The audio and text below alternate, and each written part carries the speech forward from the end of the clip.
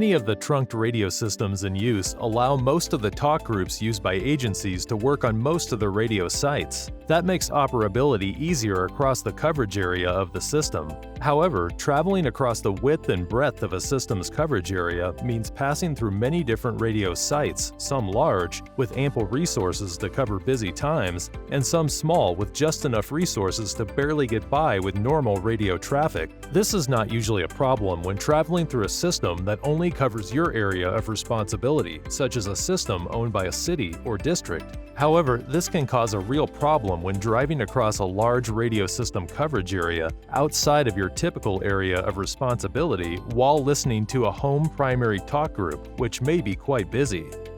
As you drive with your radio tuned into your busy primary talk group, you light up radio sites with the traffic on your talk group.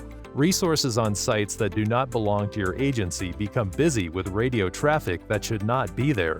Sometimes this causes real harm to radio communications on smaller sites or large sites that are already busy with local traffic.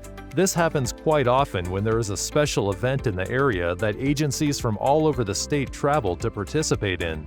Most agencies use a travel channel for this purpose. A travel channel will typically not have any significant radio traffic on it.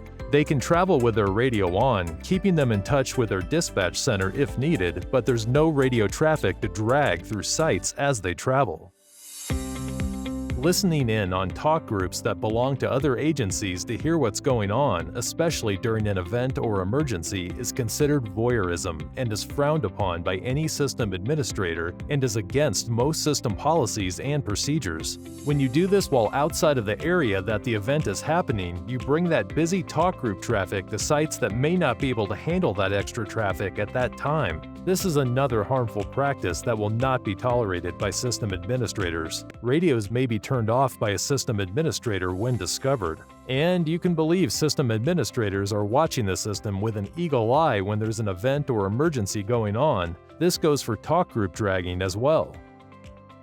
During emergencies and major events such as hazardous weather events, blizzards, hailstorms, extremely heavy rain, etc., major traffic accidents, major fire events to name a few, a radio site can become overloaded and make communicating with your radio extremely difficult. This happens when there are multiple agencies responding to one incident, major accident, fire, or shooting, or several incidents happening at the same time, hazardous weather events for instance. When a site becomes overloaded, that means radio users will experience a busy signal when they push to talk, sometimes repeatedly. The best way to avoid site overload during a large incident with many agencies responding is to have a communications plan ahead of time and practice it.